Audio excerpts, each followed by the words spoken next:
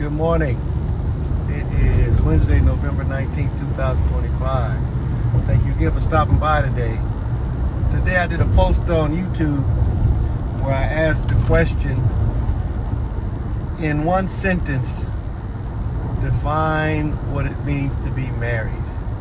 And then I said, and after making that definition, if you could consolidate your meaning into one word, what would you say marriage is?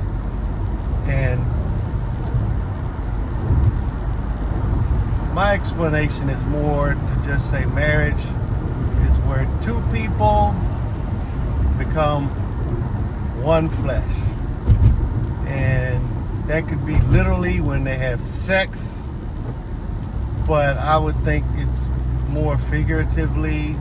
But if you're coming together as one, that means that when you come together as one, you're not allowing anybody else to come together with you as one, especially as a woman. I just think for a woman to be open to having sex with other men after she's married is just kind of weird. But I mean, it's not impossible, but I think there's a price that a woman pays, and we can definitely see that it's not a very helpful situation, in as much as that in today's culture, when we basically gave a green light to a woman being promiscuous, things didn't really go better, because society has broken down. It's become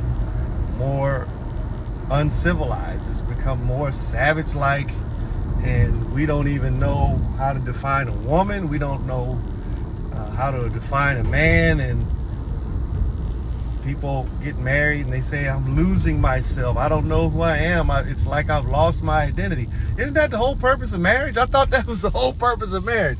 You know, you actually get your name changed as a woman, and the man is transformed into a provider and a protector. So he loses his freedom to just be on his own to do whatever the hell he wants to do.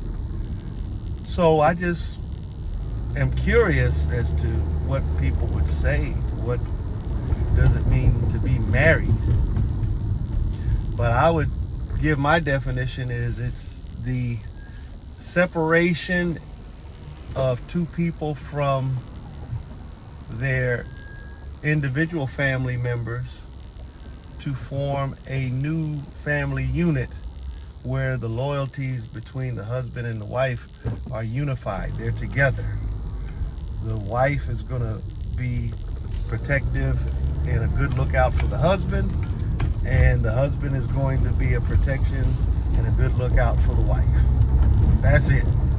And if a woman feels like she's losing herself in terms of her individuality, her individual worth, and her individual value, I would say, yeah, that comes with the territory.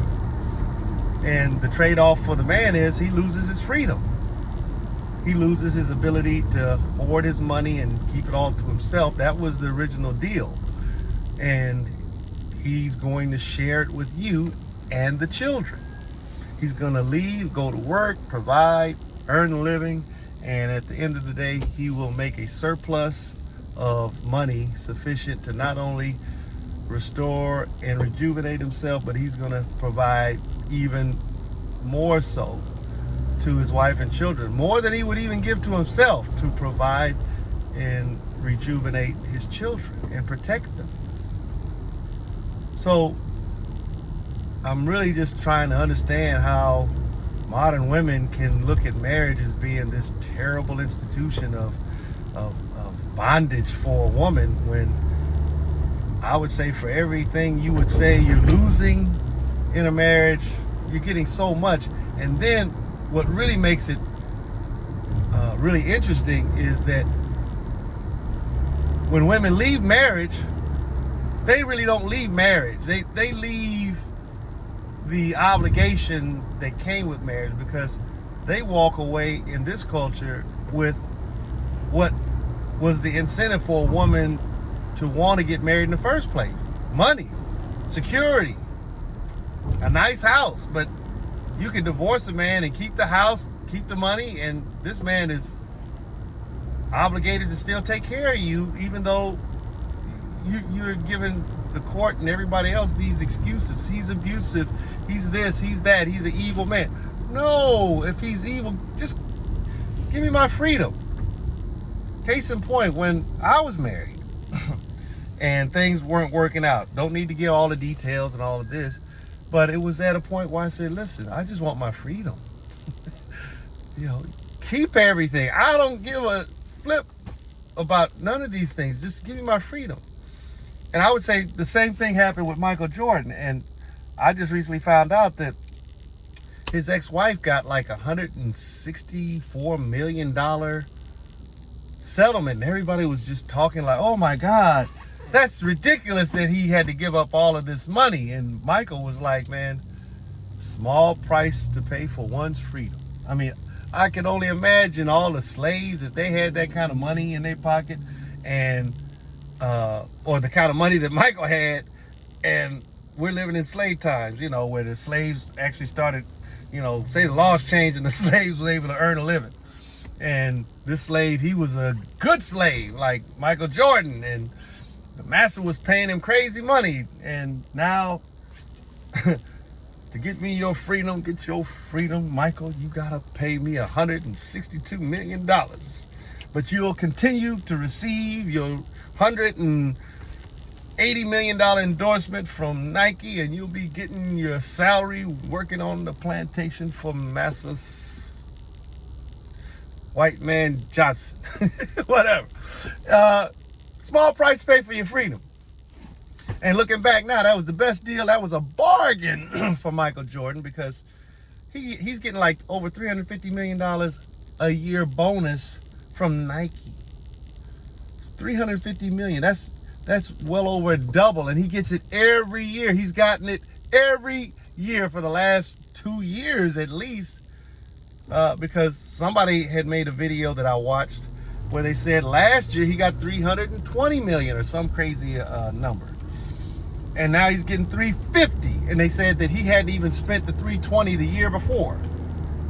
So I just really cringe at people thinking that marriage is this terrible institution. And on another hand, a woman, most of the time, when she wants to divorce you, even if you were a good dude, and we're hearing a lot of stories on YouTube where women are basically saying, he was a good husband, I just didn't want to be married anymore. I mean, I'm just paraphrasing what they're saying. They come up with all these goofy little excuses. All of these ephemeral, these abstract notions. Nothing that they could actually quantify in concrete terms. Exactly. That's the word I was looking for. Instead of it being concrete, like, he is doing these actions and this is why I gotta leave him alone. No, they're like, oh, he's a great dude. There's just something missing. It's something missing, like the attention of this more muscular, more taller, more richer, more nicer house, more nicer neighborhood, more status, better than her existing husband, that she's gonna go ahead and leave. And when the guy she's leaving for, dumps her, but then she'll come back and realize, oh my God, he really didn't love me. My husband loves me, and I'm gonna go back. And most of us goofballs, I'm including myself, might be foolish enough to take him back. But time has a funny thing of doing something to a man that makes him more steely in his emotions, to not be so quick to let bygones be bygones, and yes, we'll start all over again. That's the one distinction I would say about me personally, when compared to God. God, when he was dealing with the children of Israel, he divorced both the northern and the southern kingdom. But he kept coming back to them and telling them, look, all you guys got to do is do what the contract stipulates. Come back and you're willing to do that, it'll be as if nothing ever happened. And I don't really see too many of the Israelites today actually lining up to agree with the contract. So God continues to curse them and punish them, and I'm a part of that fold. I'll be honest with you. I believe that I'm a Hebrew Israelite, and so I'm getting exactly what I deserve. Blessed be the name of the Lord.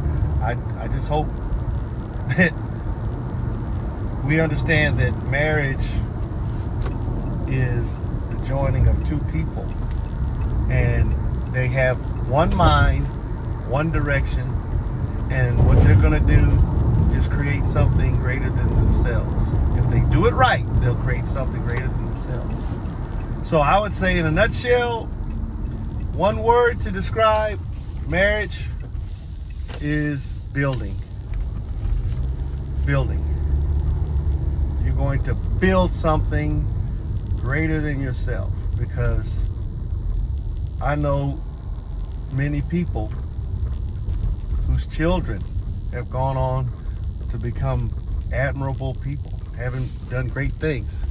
And if you were to talk to these people, they're going to credit their mother and their father for their success, because they'll say without them, they wouldn't have been able to make such great achievements in their own lives. So we're building the future when we get married.